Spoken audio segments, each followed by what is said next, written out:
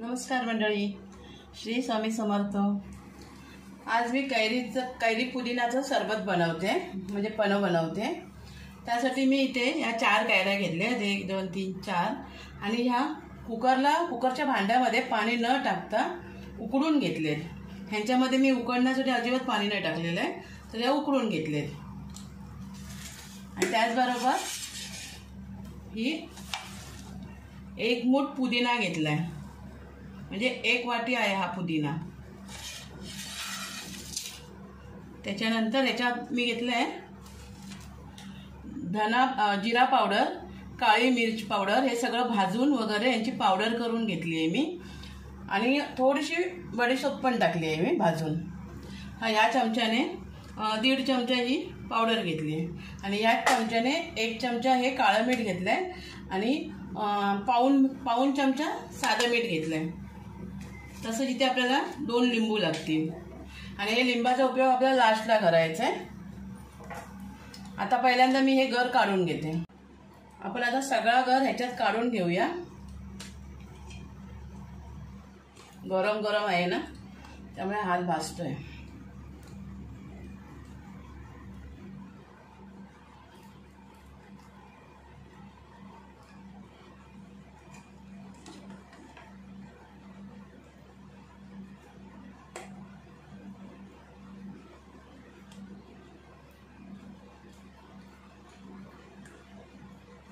मी आता असं सगळा गर काढून घेते। पहिल्यांदा तुम्हाला खडी साखर दाखवायला विसरली होती। मी आपली नॉर्मल साखर नाही वापरणार ह्याच्यामध्ये, मी ह्याच्यामध्ये ही खडी साखर वापरणार आहे। तर ही मी पाऊण किलो घेतली आहे। पाऊण किलोमधली मी अगोदर अर्धा किलोच टाकणार आहे त्याच्यामध्ये, आणि गोड जर कमी वाटलं तर मग ही पाव किलो टाकणार आहे। आणि हे मी आता कैरीचा गर पूर्ण काढून घेतलाय बघा।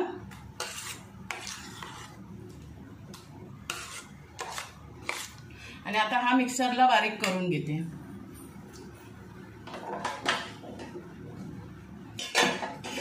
मिक्सरचा जास्त आवाज होतो, म्हणून मिक्सर चालू करताना नाही मी दाखवणार आहे। मिक्सरला लावून झाल्याच्या नंतर मी तुम्हाला दाखवणार। आणि आता हा मी घेते ह्याच्यामध्ये गर काढून।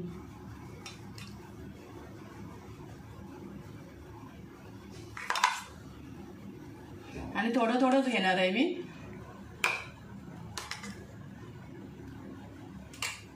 हे मी मिक्सरला पहिल्यांदा लावून घेते। आता ह्याच्यामध्ये ना मी पुदिना टाकते। भांडं छोटं आहे ना, मग मला थोडं थोडंच टाकायला लागते। आणि ह्याच्यात आपण अजिबात पाणी नाही टाकणार आहे, त्यामुळे मी पुदिना खाली टाकते आणि त्याच्यावरती गर टाकते कैरीचा, आणि मग फिरून घेते। हे लगेच एका ह्याच्यात होणार नाही फिरून, कारण आपण पाणी टाकत नाही आहे ना, त्यामुळे 2दा 3दा ते फिरवायला लागणार आहे। आपण हे आता ना गाळून घेऊया।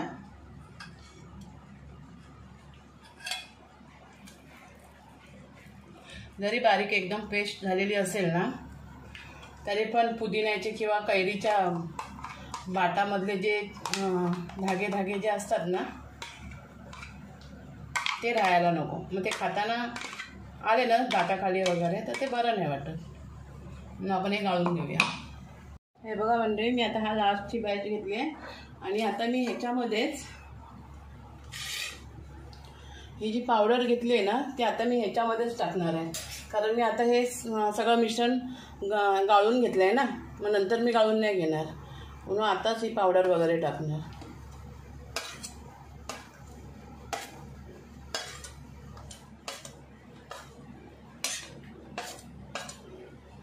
हे मीठ पण टाकणार आहे।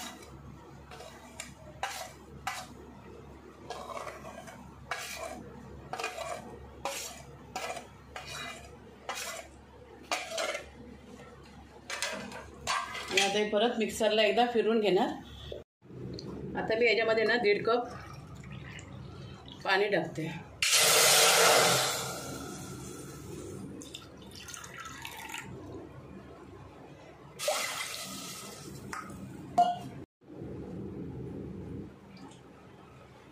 पाण्याला उकळी आली की आता खडीसाखर जी होती ना, ती मी आता कुटून थोडीशी मिक्सरला फिरवून घेतली आहे नाही तर असंच टाकलं तर पाक नाही करायचं आपल्याला, पण विरघळणार नाही लवकर.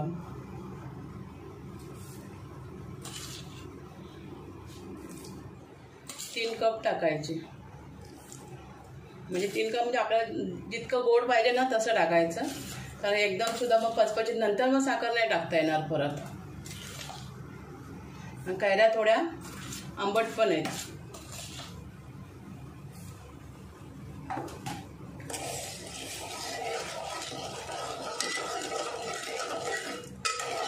आणि ह्याचा आपल्याला एकतरी पाक वगैरे नाही करायचं आहे. आता ही साखर पूर्ण विरघळून द्यायची अगोदर. तेव्हा साखरेच्या पाण्याला आता उकळी आली आहे चांगली.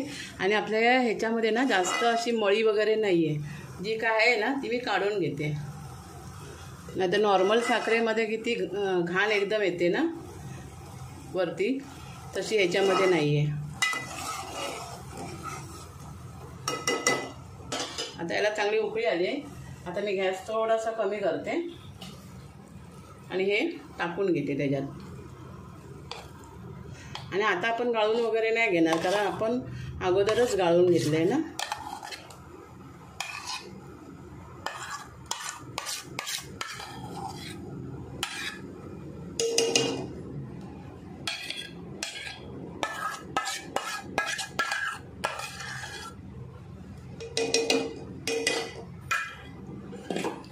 आता हे आपल्याला ढवळायला लागेल. थोडा वेळ ते घट्ट असं राहतं, पण बरोबर आपोआप विरघळून जातं त्याच्यामध्ये.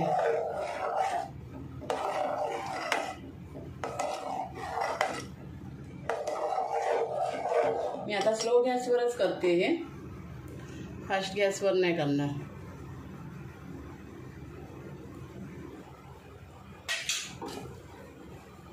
आणि आता ह्याच्यामध्ये आपल्याला काहीच नाही टाकायचं आहे, मीठ बीठ काहीच नाही टाकायचं आहे. आपलं ऑलरेडी मीठ वगैरे सगळं टाकून झालं आहे. हे सगळं टोपाला लागलेलं आहे ना ते मी काढून घेते. हात स्वच्छ करून घेतले आहेत मी.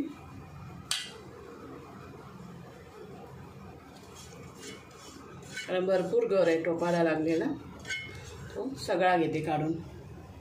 फुकट कशाला घालवायचं.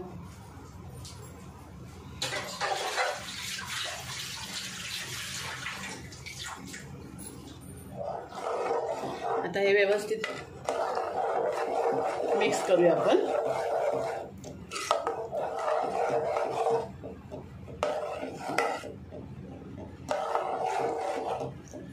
थोडा मीडियम करते गॅस.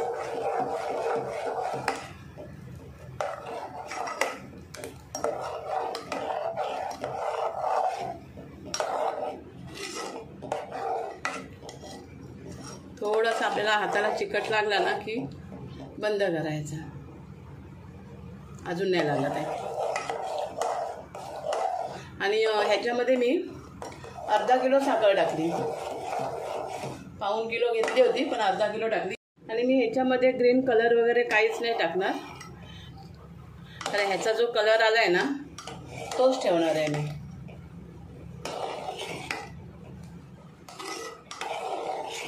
आणि ह्याला मी आता रात्रभर असं टोपातच ठेवणार आणि सकाळी मग बरणीत भरणार गार झाल्यावर पूर्ण.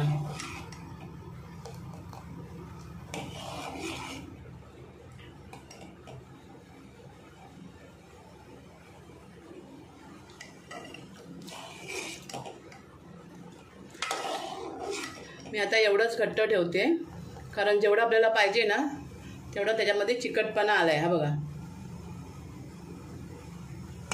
तार नाही करायची आपल्याला, चिकटपणा आला पाहिजे फक्त.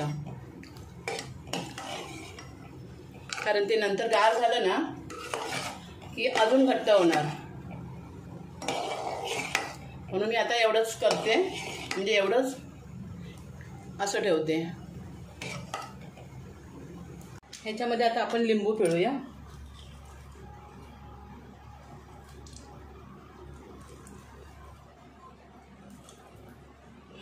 लिंबू का पिळायचा गार झाल्यावर? हे कधी कधी साखरेचे खडे पण बनले जातात ना, बारीक बारीक कण तयार होतात ह्याच्यामध्ये, त्यामुळे मग लिंबू पिळून घ्यायचा.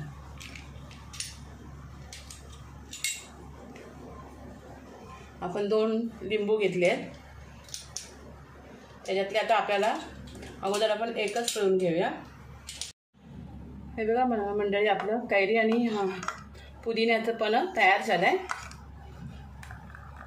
मी एवढं पातळ ठेवलं आहे, जास्त घट्ट नाही केलं आहे, कारण ते गार झाल्यानंतर अजून घट्ट होणार. हे बघा मंडळी, आपलं कैरी आणि पुदिन्याचं पण तयार झालं आहे आणि मी ते आता बाटलीत भरून ठेवलं आहे. व्हिडिओ तुम्हाला आवडला तर एक लाईक करा, शेअर करा आणि सबस्क्राईब करा. थँक्यू. आणि मी ह्याच्यासाठी 2 लिंबू वापरल्या, जे घेतले होते ना ते 2 लिंबू टाकले.